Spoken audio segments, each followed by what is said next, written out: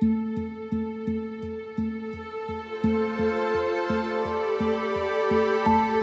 araw, Regals! Ako si Arian Jane Tan mula sa broadcasting team ng Los Sueños, Tinig Los Regales.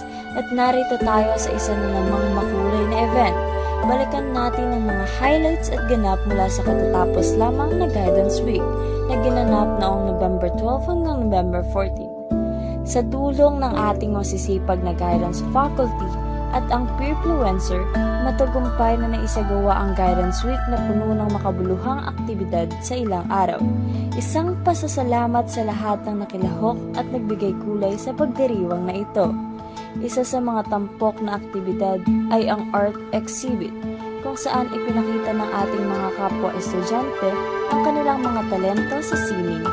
Ang mga likhang sining ay nagbigay inspirasyon sa ating lahat at nagpatunay ng isang kakaibang husay sa bawat kapwa Regals. At syempre, hindi papahuli ang Urban Regals sa kanilang nakakaindak na dance performance. Ang kanilang galing sa pagsayaw ay nagbigay ng kakaibang sigla sa ating selebrasyon. Sa gitna ng mga aktibidad, nakapanayam din natin ang ilang ating mga estudyante at guidance counselor. Narito ang ilang kanilang mga sinabi tungkol sa kahalagahan ng Guidance Week. Para sa akin, mahalaga siya kasi nagpro-promote siya na para maging positive ang ating eskwelahan. At pangalawa ay nakaka-motivate din to sa mga estudyante. As you can see na very creative ang kanilang presentation. And it also contributes din sa kagandahan ng ating institusyon. Okay, my name is Maria Fatima Estacion. So I'm the head of the GSE. I am Mike Luis Traman. You can call me Sir Mike. Ako ang guidance coordinator assigned sa psychology 3rd year and 4th year. Hello. Dr. Angustia Segubre, guidance counselor. And I'm beautiful. Yes. Okay po. So, of course, yung iba, sasagutin na ng aking mga kasama. Ako ang nakikita ko na kahalagahan ng selebrasyong ito is, of course, upang magkaroon ng awareness, ang buong pamayanan ng KLD about kung ano yung pangkalusugang mental, na which is dapat na maging priority. So with the awareness, I think we'll be able to help everybody to take care of themselves. For me, yung Guidance Week, ito ay isang selebrasyon specifically ng pagkakatatag ng guidance office sa isang institution. Nabanggit ka na ng Spam, yung awareness din pagdating sa kalusugang pang-mental. And of course, yung challenge sa ating lahat is yung pag-break ng stigma pagdating sa mental health. And of course, syempre, yung stigma pagdating sa guidance office.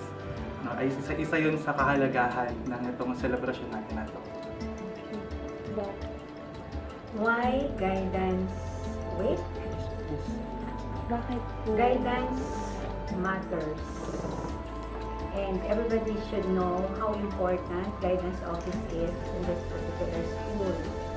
Because guidance counselors do help, direct, inspire, motivate, and give hope to our students who seem to be hopeless, who seem to be negative on their views of life.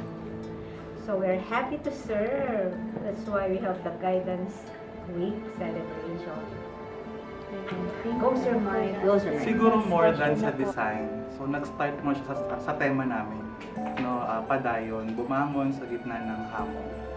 No, so doon pa lang, kumbaga, since ito ay gumamit ng Tagalog na salita. No, actually din Tagalog eh. Yung padayon ay Ilonggo. Yes. No, kumbaga, magpatuloy. Padayon magpatuloy. And of course, syempre tayo gumamit ng Filipino na wika. No, naisip namin na i-integrate doon yung decoration natin na pinapakita yung culture natin sa Philippines, particularly yung mga fiesta. And of course, syempre, para din mas madaling madaling mag-gauge ng mga students natin in decoration, mas maganda sa kanilang paningin. Therefore, mas gusto nilang makita yung mga nakalagay doon sa exhibit natin, pati yung mga program na ginagawa natin. Pagdating naman sa process, syempre dumaan tayo sa planning, meeting, no? And then, syempre, yung mga collaborations natin sa mga iba't ibang organizations, sa admins natin, paggawa ng mga letters, and of course, yung mga performances, then yung decorations naman. Sa kabuuan, naging makulay at makabuluhan ang Guidance Week. Ito ay naging paalala na hindi tayo nag-iisa sa ating journey bilang mga estudyante. Sa tulong ng suporta ng ating guidance faculty at ang mga organisasyon na ipadama ang malasakit, pag-asa at pagkakaisa sa ating paaralan. Kaya't huwag kalimutang patuloy na magtanong, magbahagi at magpakatotoo. Regals, hanggang sa susunod na Guidance Week. Muli, ako si Arian Jane Tan mula sa broadcasting team ng Los Sueños, Tinig Los Regales.